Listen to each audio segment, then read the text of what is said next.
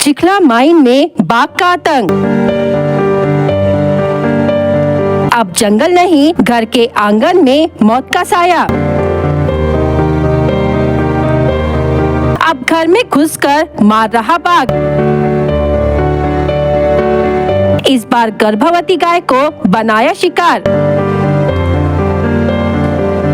जंगल से गांव तक मौत का सफर।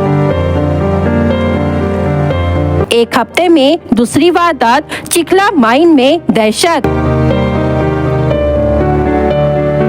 तुमसा तहसील के चिखला माइन गांव स्थित प्रभु बजरंग गौशाला में बाघ ने फिर हमला कर दिया। 5 फरवरी 2026 की रात लगभग 10 बजे बाघ सीधे गौशाला में घुसा और गर्भवती गाय को मार डाला। गौरतलब है कि 26 जनवरी को भी इसी गौशाला में 2 गायों का शिकार हुआ था। लगातार हो रहे हमलों से गांव में दहशत फैल गई है। ग्रामीणों ने प्रशासन से बाघ को पकड़ने या गौवंश को सुरक्षित स्थान पर ले जाने की मांग की है। वन विभाग के अनुसार पहले कैमरों से निगरानी की जाएगी, उसके बाद कार्रवाई होगी। क्या प्रशासन किसी बड़ी घटना का इंतजार कर रहा है? तुमसा तहसील के चिखला माइन गांव में बाघ का आतंक थमने का नाम नहीं ले रहा है। 5 फरवरी की रात करीब 10 बजे प्रभु बजरंग गौशाला में बाघ घुस आया और एक गर्भवती गाय को मार डाला। चौंकाने वाली बात ये है कि ठीक एक हफ्ते पहले यानी 26 जनवरी को भी इसी जगह 2 गायों का शिकार हुआ था। यानी अब बाघ जंगल नहीं, सीधे घर के आंगन तक पहुंच चुका है। जिस जगह हमला हुआ वहां एक परिवार भी रहता है। घटना के बाद पूरे गांव में डर का माहौल है। लोग शाम होते ही घरों में बंद हो रहे हैं। गौशाला संचालक और ग्रामीणों ने प्रशासन से मांग की है, या तो बाघ को तुरंत पकड़ा जाए या गौवंश को सुरक्षित जगह भेजा जाए। वन परिक्षेत्र नाका डोंगरी के क्षेत्र सहायक शेंडे ने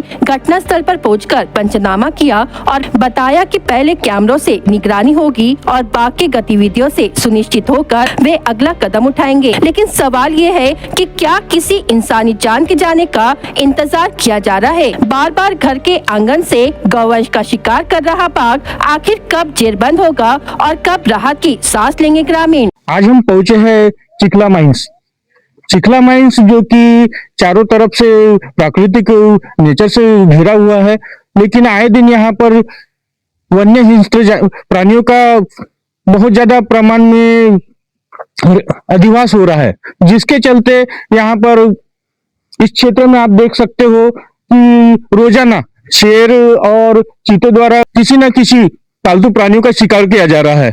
और साथ ही चिखला माइंस ये गांव के लोगों में काफी इसके कारण भय और डर का वातावरण है। आज हम पहुंचे हैं ये प्रभु बजरंग गौशाला चिखला, जहां पर पिछले 26 जनवरी को एक गाय और एक बैल का शिकार शेर द्वारा किया गया था। लेकिन आज कल रात को एक अजीबोगरीब हादसा हुआ।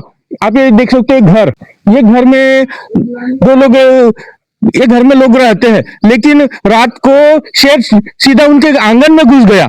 आंगन में घुसने के बाद ये देख सकते हो आप, एक गाय का शिकार किया। अब आप अंदाजा लगा सकते हो कि जब शेर आंगन में आ रहा है तो घर के लोगों को कितना डर है, जिसके कारण ये डर के मारे भयभीत होकर दरवाजा तो लगा दिए, लेकिन वन्य इस प्राणी का कोई भरोसा नहीं। आज गाय का शिकार कर रहा है और ये आंगन में पहुंच गए, जहां पर बच्चे रहते हैं, फैमिली रहती है। तो आप सोच सकते हो कि शेर ने कितना आतंक मचा चुका है। आपलं नाव ताई? अंजली बाबूराव वारखडे. आपण इथेच राहता का? हो. कधीपासून? तरी पण आम्हाला झाले 8-9 वर्ष. 8-9 वर्ष झाले. हो. तिथं रात्री वाघ किती वाजे आला? रात्री वाघ तरी पण 10 वाजता आला. 10 वाजे आला का? हो. 10 वाजे आल्यानंतर वाघाने काय केलं? वाघाने म्हणजे गायी म्हणजे असे चमकले थोडे, तर मी दार खोलून पाहिली, तर भीतीच्या कारणात पुन्हा मी दार बंद केली आणि मालकाला फोन लावली मी ना की वाघ आला म्हणून. मग हे लोक उठले आणि जसे उठले इकडे आले तर वाघ इथून म्हणजे उडी मारला आणि बाहेर पडला. ह्या घरी कोण कोण राहता तुम्ही? मी आणि माझ्या दोन्ही, एक मुलगी आणि एक मुलगा. आणि म्हणजे भीतीच वाटते का? हा, भीती वाटते असा. आणि म्हणजे कधी रात्री उठायची भीती वाटते मला, मी बाथरूमला असं. स्वतःच्या वावर आहे, मग तुम्ही कसे काय राहता इथं? राहायचं मन वगैरे होते की नाही? नाही सर, असं राहायचं तर मन होत नाही बरं, पण आता पोटासाठी राहतच बरं. असं धास्ती तर राहतच बरं आमच्या मनात की जे कधी वाघीन का काही आमच्या मुला बाळाला मारेन काय, भीती राहतेच. पण का करे, इंसान पोटासाठी राहायच लागतं बरं. असं. आपलं नाव साहेब? महादेव गोविंद बेलपांडे. आपण इथं काय? गौशाळा अध्यक्ष आहो मी. आपल्या गौशाळेमध्ये हा कोणता हल्ला आहे? हा दुसरा हल्ला आहे. 26 जानेवारीला पहिला हल्ला झाला, 2 गायी मरण पावल्या और 2 गायी गायब झाल्या होत्या. त्या गायी आजपर्यंत मिळल्या नाही. व त्याच्यानंतर रात्री पण इथे हल्ला झाला. या बाईने फोन केल्यानंतर बाजूच्या घरात आम्ही झोपलेलो होता. जेव्हा आम्ही बाहेर निघला त्यावेळेस हा कंपाऊंड कुदून सनी तळ्याकडच्या बाजूला पळाला. त्यानंतर 10 वाजेपासून तो आज सकाळी 5 वाजेपर्यंत आम्ही इस्तो पेटवून सनी इथेच बसले होता. परंतु आमची अशी इच्छा आहे का एक तो हे जानवर आम्ही कोठीतरी द्यावा, नाही तर मग फॉरेस्टवाल्याने ते पिंजरा बांधून लावून सनी ते जानवर पकडावा.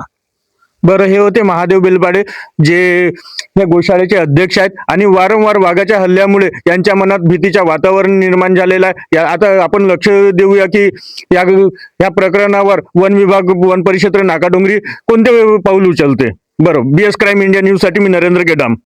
आज रात्री हे प्रकरण झालं. प्रकरणाची माहिती भेटल्यानंतर आज सकाळीच नाकाडोंगरी वन परिक्षेत्राचे कौलेवाडा क्षेत्राचे क्षेत्र सहाय्यक माननीय शेंडे साहेब इथे पोहोचले. काय सांगाल साहेब या प्रकरणाविषयी?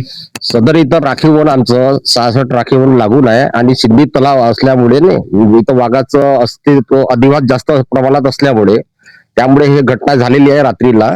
तरी मी सकाळी येऊन इथं मोकस्थळी येऊन पंचनामा करत आहे आणि सदर अर्जदाराला याचा मोबदला शासनाकडून मिळेल याची मी हमी देत आहे. साहेब, वारंवार ह्या क्षेत्रात वाघाचा अधिवास असल्यामुळे क्षेत्रातील जनतेला खूप भीतीचं वातावरण निर्माण झालेलं आहे आणि त्याकरिता आपण कोणते पाऊल उचलणार आहात? सदर आम्ही या क्षेत्रामध्ये आता कॅमेरे लावणार आहे. त्या वाघाची आम्ही पहिले ओळख करणार आहे की हा वाघ कोणत्या प्रकारचा आहे आणि इथलाच आहे की त्याची आम्ही ओळख केल्यानंतर त्याच्यात मग बंदोबस्त करू आणि वरिष्ठांना त्याची माहिती देऊ आणि जमेल तर त्याला जेरबंद करण्याचा आम्ही प्रयत्न करू.